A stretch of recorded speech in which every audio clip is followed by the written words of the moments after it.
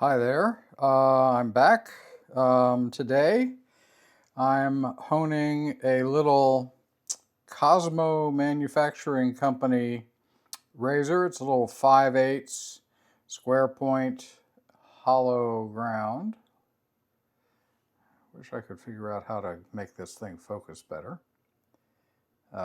Anyway, get the thumb out of there. Hollow ground. This is made, it says on the show side, it says superior quality silver steel, and it's made in Germany. Here you go. I'll try to get the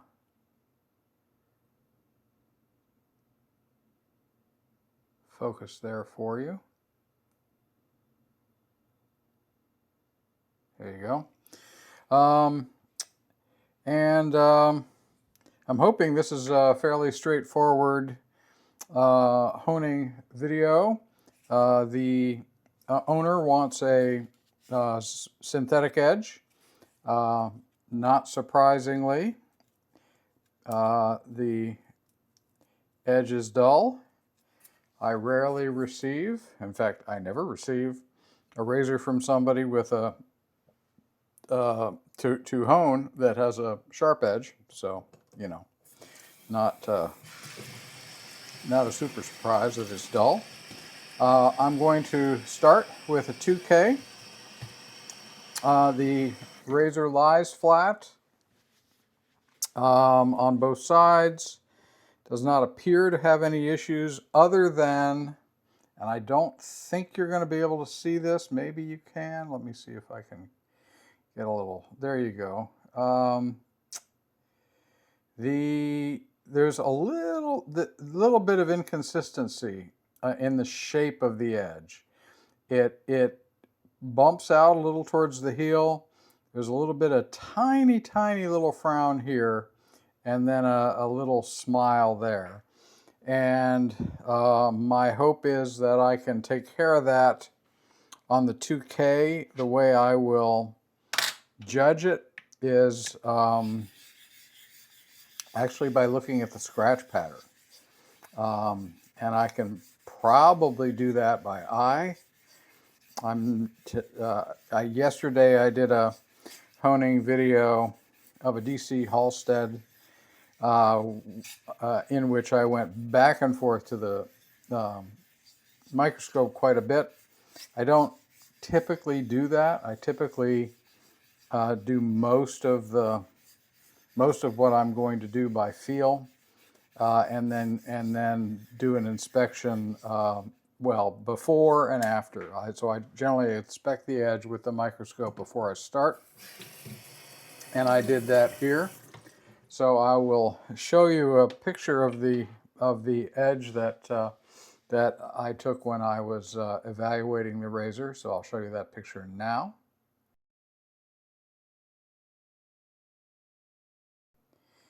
And as you can see, it looks pretty good. Really nothing to concern oneself with, other than my observation on the shape of the edge itself. And so we'll see if I can just take that out using the 2K. Now I know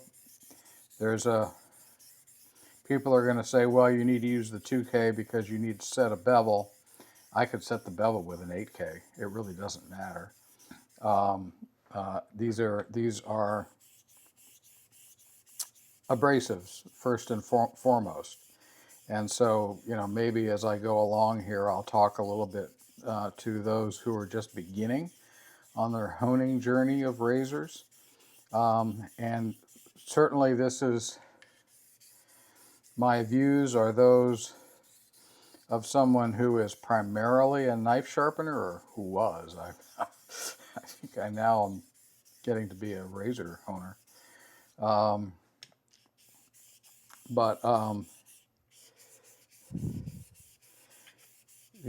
Where you start is really up to you. The advantage of starting with a higher grit or with a coarser grit stone is that it removes material more quickly. So the reason to do a progression is really efficiency. You want to, if you need to remove material, and I am leaning a little bit on the heel here as a way to get rid of that, start to get rid of that frown. And my technique of angling the razor and drawing it this way effectively draws a line draws a line at the apex, and then by moving it, I can shape that line a little bit in a curved way towards the toe. This is getting black and grimy, so I'm going to wash it off. The silver steel is generally pretty soft in my experience. As you can see, the 2K is removing, creating a lot of swarf quickly. So I've taken away all of the slurry, and I'm just using water and letting the stone self-slurry, which is what synthetic stones will typically do.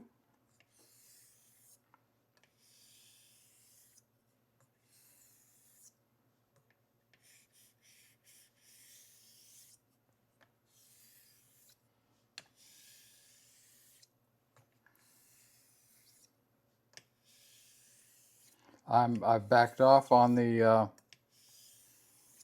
pressure.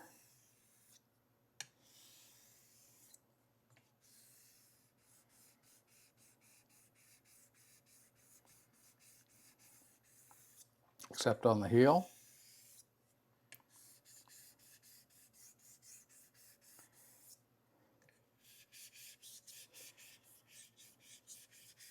I've literally raised the toe. I'm literally shaping, doing a little shaping on the heel right now. I'm hoping that that's going to be enough, but we're going to see. Let's see if we've made any progress sharpness-wise.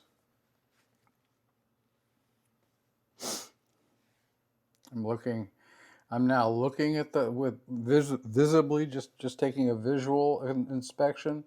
I can see that I am reaching, I can see that my honing is reaching this part. I can see visually scratch marks to here, where my nail is, on this side. And I'm almost reaching the toe, the very tip of the toe, but I'm not quite there. And then on this side, I'm barely reaching the heel, and also barely reaching the toe. So regardless of where I am sharpness-wise, I have more work to do. I think I might pop back quickly to a 1K. Hold on, let me go get that.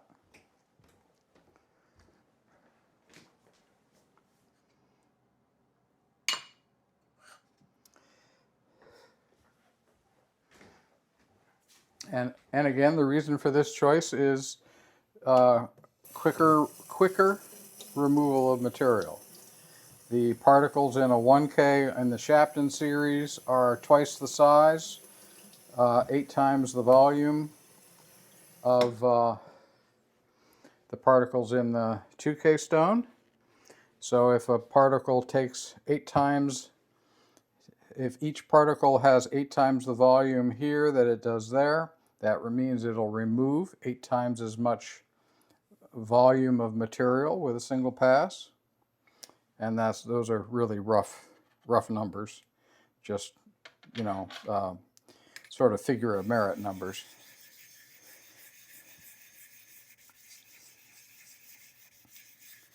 obviously the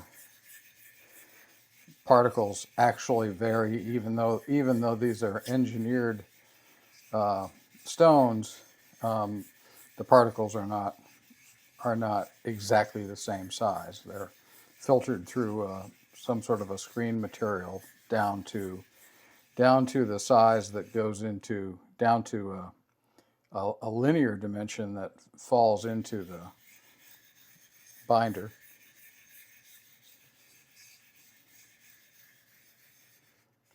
All right, let's see if we can get ourselves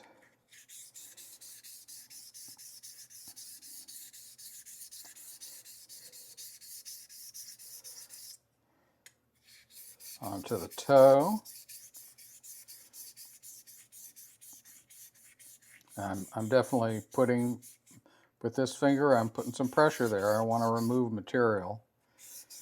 So, and again, I'm trying to target people starting. So if I'm speaking in a way that's a little bit too much jargon, let me know.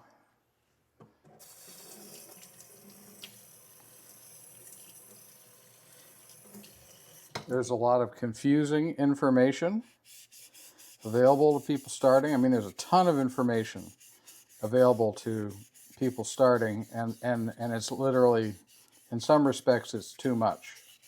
The way I was taught to sharpen was back in the very early 1960s. My father handed me a stone which looked a little like a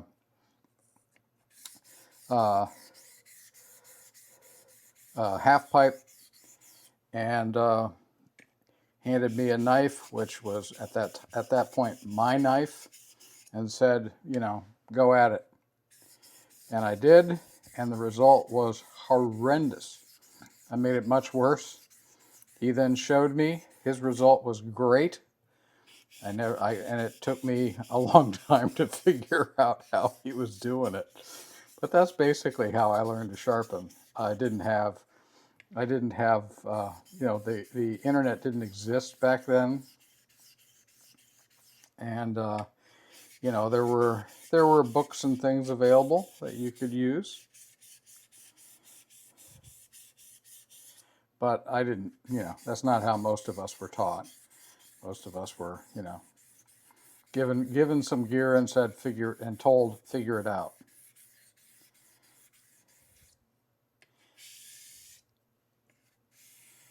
And this was an era where, for the most part, people maintained their tools. A knife. Obviously, I wasn't, when I first learned, I wasn't even of shaving age. But my father, like many households, he just maintained all of his tools, and he had the basic shop tools. He had saws and chisels and planes and so on, scissors, and he just maintained them all. Knives, axes, he goes on. And that was not uncommon. I mean, that was a very common thing back in those days. So we sort of all learned the practical stuff. No one thought about it. All right, let's see how I'm doing visually. Yeah, okay, so I'm now to the right point there.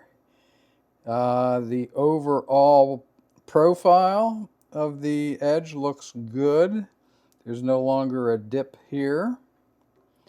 And I'm still not quite getting to the tip on that side, and I'm not quite getting to the tip on this side. On this side, I'm very good on the heel. So we'll do a little bit more work towards the tip. And so if you're just starting, this is what you're trying to do. Understand, keep in mind when you start out, get rid of the idea of some preset number of steps You don't always have to set a bevel, and I put that in quotes because I think it's a goofy term. What you want to do is take in this case a razor from being dull to being sharp, and the way you do that is you remove material from both sides until an apex forms enough for you to use it for what you're going to use it for. In this case, shaving. So we want to narrow that bevel pretty far so that the shave is efficient and comfortable. But that's all it is. I mean, that's the outline of what you're trying to do. A more abrasive, a coarser stone removes material faster, but will not allow you to refine the edge. So, you know, if you need to remove a lot of material, a coarse stone is your friend. And then, as I said before, you got to get the outline of the edge has to be right. And in this case, it's not quite right yet, so that's what I'm working on. And that's all there is. If you can get the basics down, then you can get on the forums and speak at length like a pro on all of the details and minutiae of sharpening razors. But you got to get the basics down first. And these are what I'm showing you today are just the basics. And I'm ranting because I'm an old guy. You know, that's how we roll.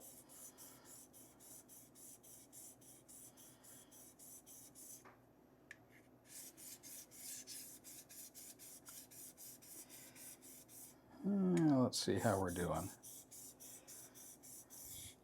So why is the edge the way it is? It's pretty typical. I see a lot of older razors that are like this. I mean, somebody didn't really care to, or didn't have the attention to detail to pay attention to all this. It'll shave. Okay, so now I'm definitely there, and I'm definitely there too. So now I need to even all this out. Let's get rid of the grime.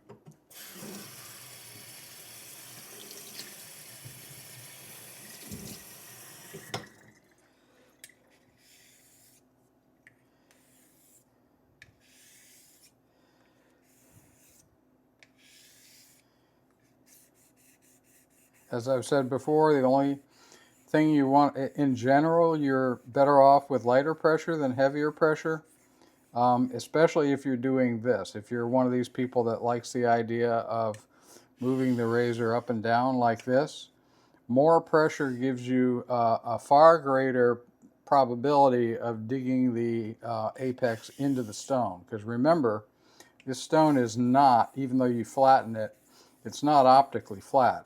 It won't cut unless there's a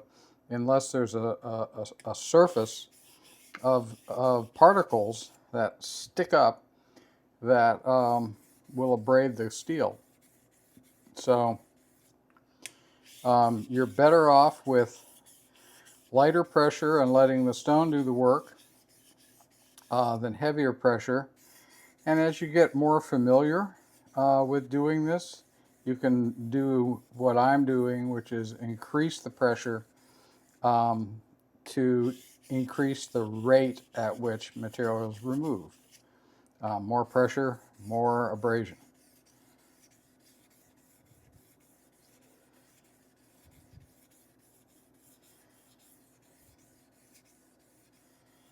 All right, I should now have blended all that.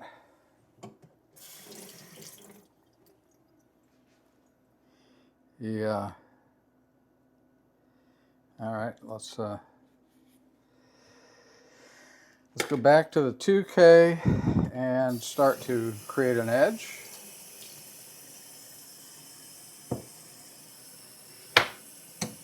Start to create an apex, I should say.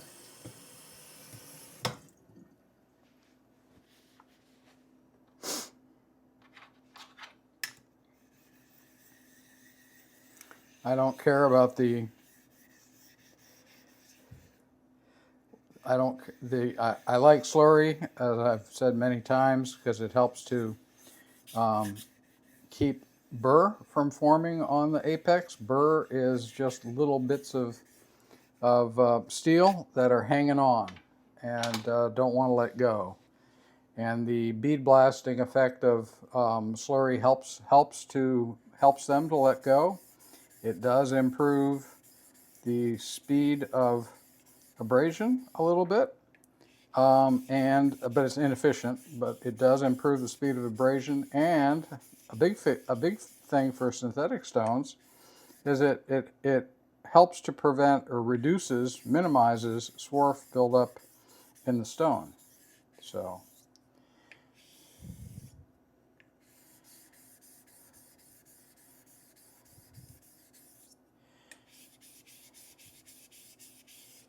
All right, let's see what we can do.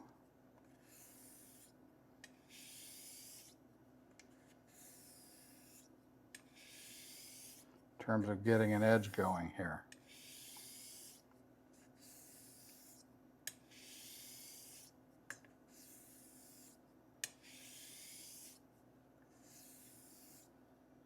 I've already talked for 20 minutes. Sorry about that.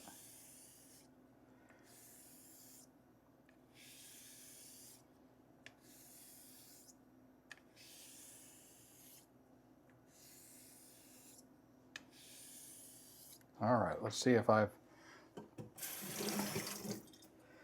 I have closed down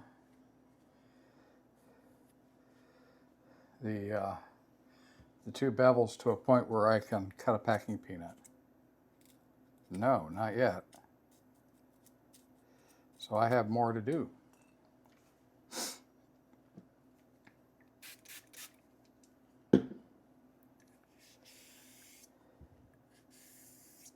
I'll do this without cutting away, without pausing and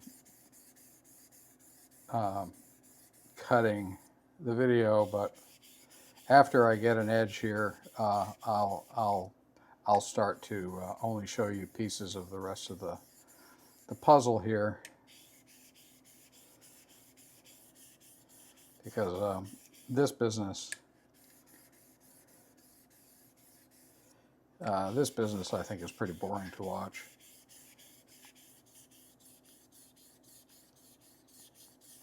And hopefully I've said what I'm going to say.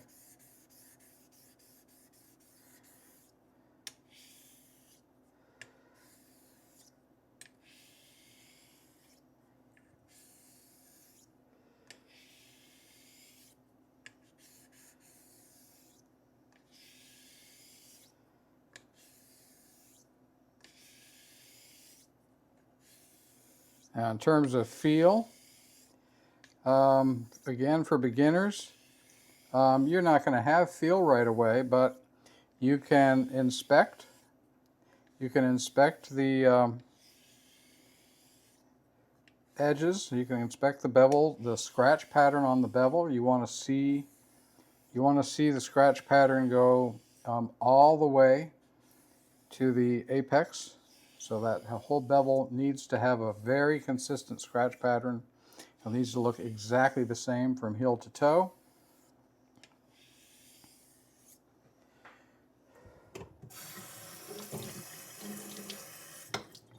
I skip a lot of that because I can feel what's happening, and you'll get there too. I do, as you just saw earlier, I do look at the development on the apex to make sure that it's right. So let's see how we're doing. Look at that. So we're definitely starting to get there, but we're not there yet. So you look at the scratch pattern. It needs to be consistent on both sides. And if it is, and you don't have an edge on your coarsest stone or an apex on your coarsest stone, stay on that stone, because you will close down the two sides of the bevel, forming the apex. You'll do that quickest on your coarsest stone.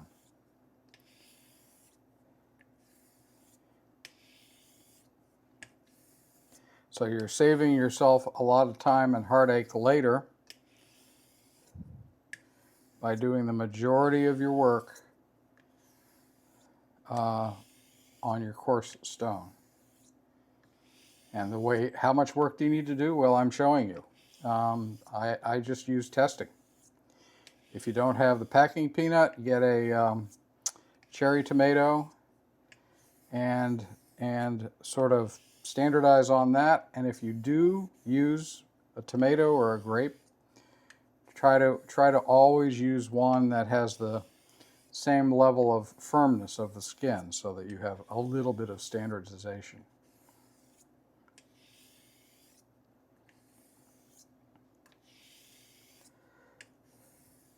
Same goes for cutting. When you're testing, push cut is the least efficient way of cutting, and the best way to let you know if you have a sharp edge. Slicing is the most efficient way of cutting, and you can fool yourself into thinking that you have a sharp edge or an optimally sharp edge if you slice cut. All right, let's see if we're making progress. We're not making progress. All right, so I'm going to cut the video here and go on until I'm just going to do what you've seen me do, and I'll come back after this is looking good. So I went pretty quickly back to the 1K stone because the edge was not developing as I thought it would on the 2K. I thought it would only take a few strokes for me to see some progress. So I took a few strokes and then I did some checking, and it really wasn't getting anywhere. So I went back to the 1K, and I spent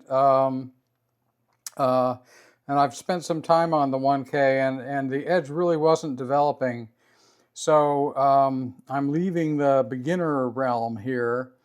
I knew that the likelihood was that it was not developing because the steel was wearing differently on one side from the other. So the way I tested that was to actually feel for a burr. And this side feels, I can feel a burr even now on this side. And then this side was not feeling a burr. So a burr feels like a little ridge. When you move your finger in this direction, the burr feels like a little ridge of metal. And if there isn't a burr, it'll feel smooth when you move across the edge. So I can still feel a little burr, and the way I've been dealing with that is to simply scrub it off on the side where I'd have it. And then, so I'll do a few strokes like that and see if I'm having much effect, and I did. So the burr is, I can still feel a little burr, so I'm going to do a little more. Now, being able to feel this is a little bit of a skill that you need to develop. When I teach people to sharpen knives, that's one of the first things I teach them, is how to feel the burr. And some people get it right away and some don't. And with a knife, the burr is generally pretty large. This is tiny, but it's certainly something that I can feel, and I'm still feeling it. But one of the things that I want to determine is, have I flipped the burr? Is the apex narrow enough that the burr has moved from this side, which I now do not feel it. So has the burr flipped from this side to this side? And the answer is yes, it has. And so that tells me that the apex is now narrow, so narrow that that work on one side is now affecting the other side. So which means I basically have a little bit of an apex. So I'm going to do a few more strokes here, and I'm betting that I can. Cut the peanut.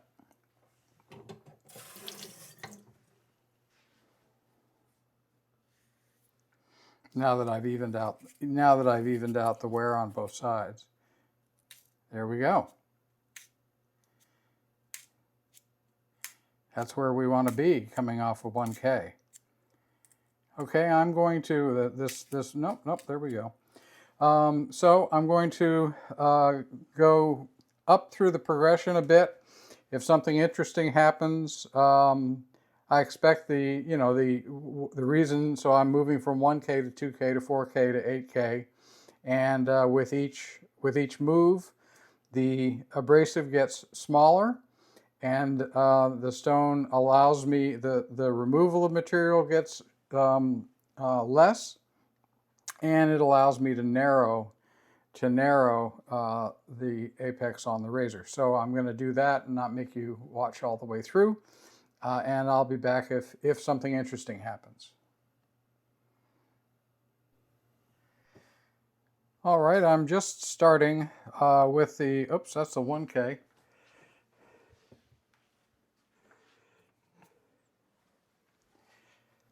I'm just starting with the 4K stone. Once the wear rate was equalized, getting through the 2K was easy. Did not take long at all. So I'm gonna dig in on the 4K here and see how things progress. I should come off this stone with a sharpness that's almost soundless and very easy to push. So because we want to come off this stone in as near a finished apex as possible to make the next two steps as effective as possible. So let's get going.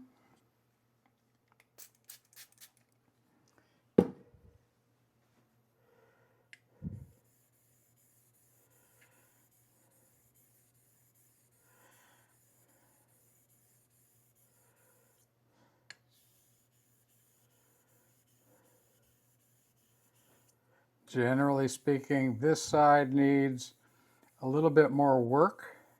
This is what I've found from doing the previous analysis. This side needs a little less work, and that helps the two sides of the bevel equalize. Again, this is more of a, it's not something that you're going to glom onto as a beginner easily. This takes a little bit of head scratching and a little bit of experience to diagnose quickly.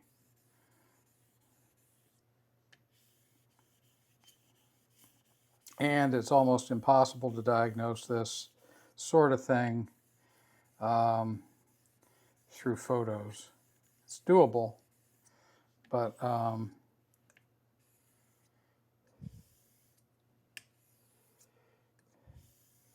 not easy.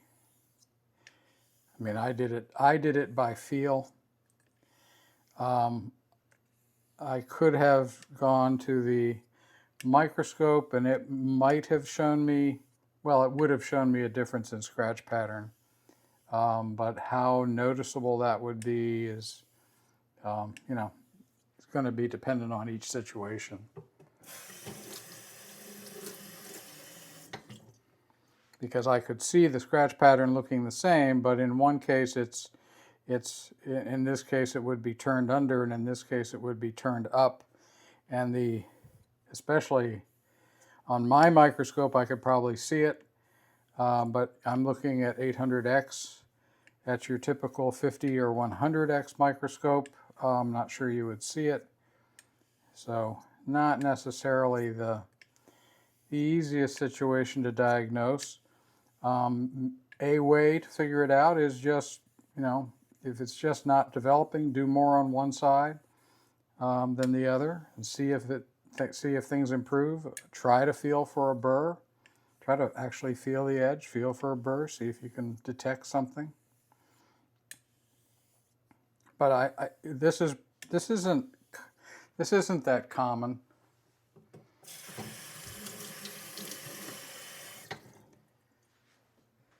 Another issue can be that you got a razor off of the internet that had been honed with tape, and you're not using tape, and the scratch pattern will show you that.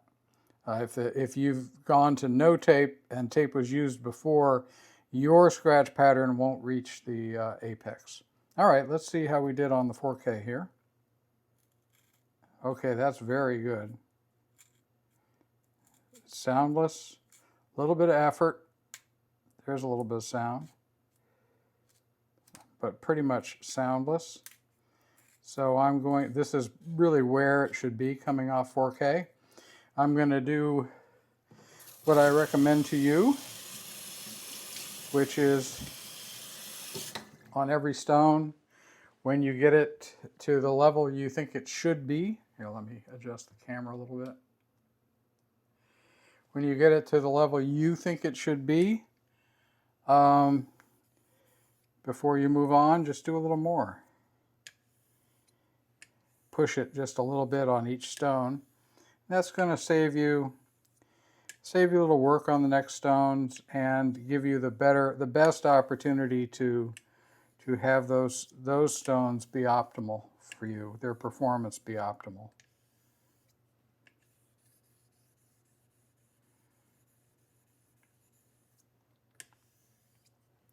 This is the last stone. I mean, I'm going to do it, but this is the last stone where doing, the effect of doing more on this side than the other. I'll have an effect on this 4K stone, but from here on, I won't be making much of a difference. So I want to get it right here.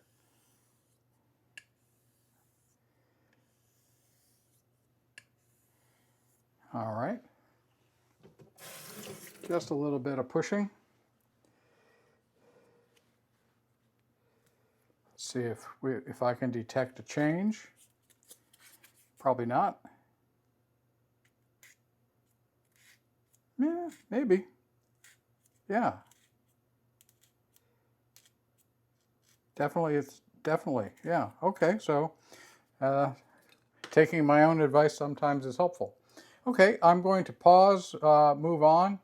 I'm not going to make you watch all this, so I'll pause, move on, and if something interesting happens, I'll be back. I'm now finishing up on the 8K stone. I've got gone from slurry to plain water. I'm doing my pushing thing on the edge here. Just the last few strokes. I thought I would talk a little bit about what strokes you use. So does the type of stroke you use matter?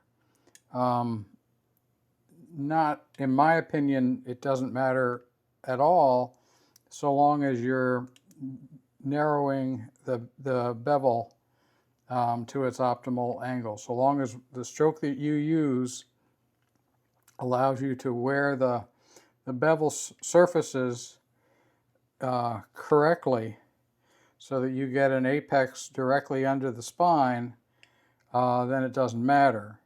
Now, that doesn't mean it doesn't make a difference, because obviously you can look at the direction that I'm traveling. You can see what the wear pattern is going to be like right on this apex. It's going to be quite different than if I did this, and it's going to be different than if I did this, and it's different if I do this.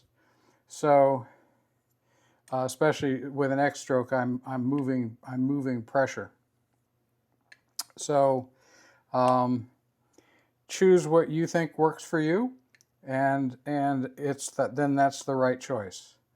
I don't think, I think so long as you achieve the result that you want, then the strokes that you use are the correct ones. All right, let's test this thing.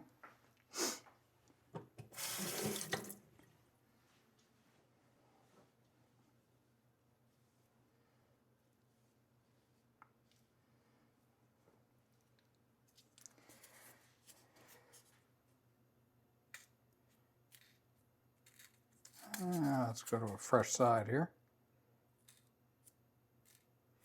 All right, so that's soundless.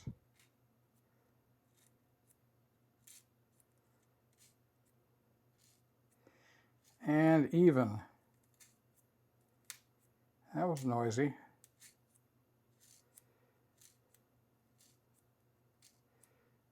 Good everywhere but maybe here. So I'm going to let that go, and I'm going to move on to, this is the 8K, I'm going to move on to the 12K.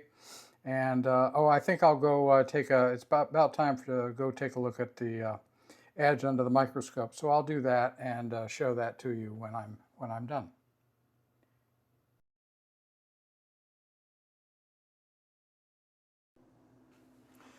All right, so you just saw a microscope image of this edge at 8K. The edge looks good. It's the same quality that you saw in the photograph, extends throughout the edge. It looks kind of weak to me, and I kind of feel as if it's not necessarily going to hold up well against the rigors of shaving. I'll determine that with the test shave.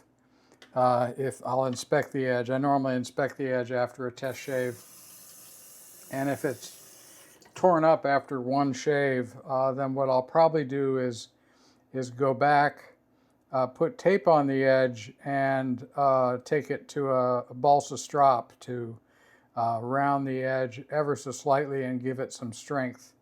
That normally works really well. So I have the Nano 12K Superstone here. This is going to be the final step in this process.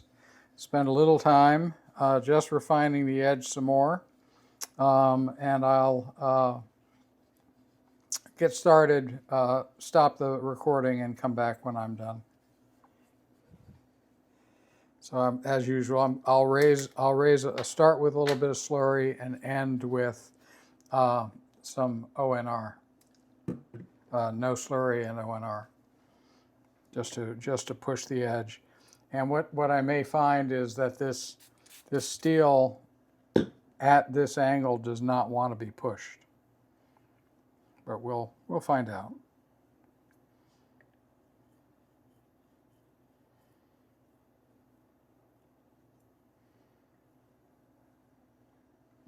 Needs more water.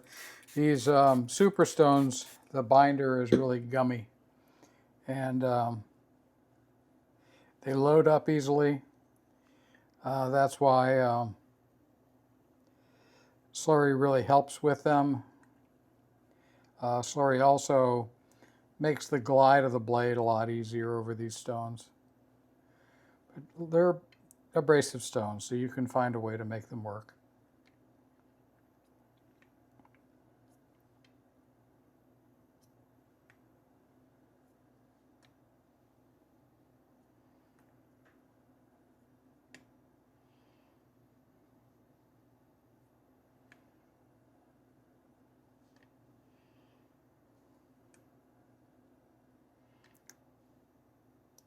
I've also found that it's a little helpful to, with the Superstones, to have just a just a little bit more than you would expect.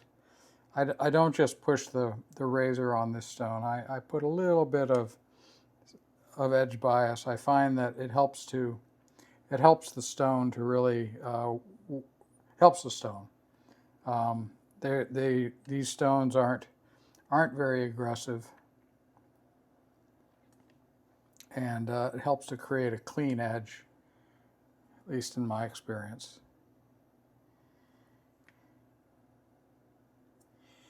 All right, I'm gonna break. Well, while I'm here, let's test and see how we're doing.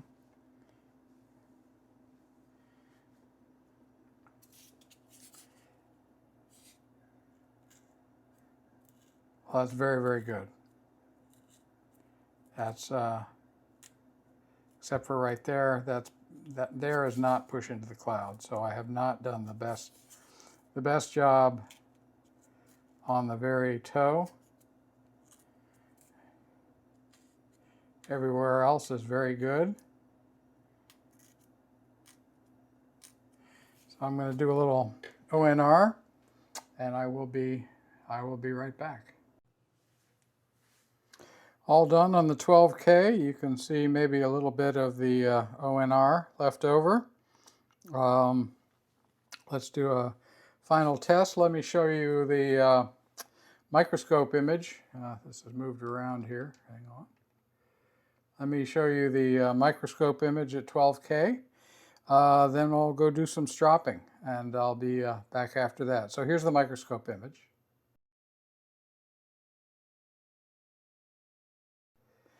And now it's time to do some stropping. All right, final segment. I stropped this 25 laps on the fire hose linen, and then another 40 laps on the steer hide leather. Let's do a final sharpness test here. That's very good. We're in the what I call the push in the cloud area, even up here in the trouble spot. So that's very good. I'm hoping this tests well. I did take a look at the edge. The edge looks good. So looks just like it did off the 12K, maybe even a little better. Okay, so that's it for this video. Thanks for staying with me, and I will see you in the next one. Bye-bye.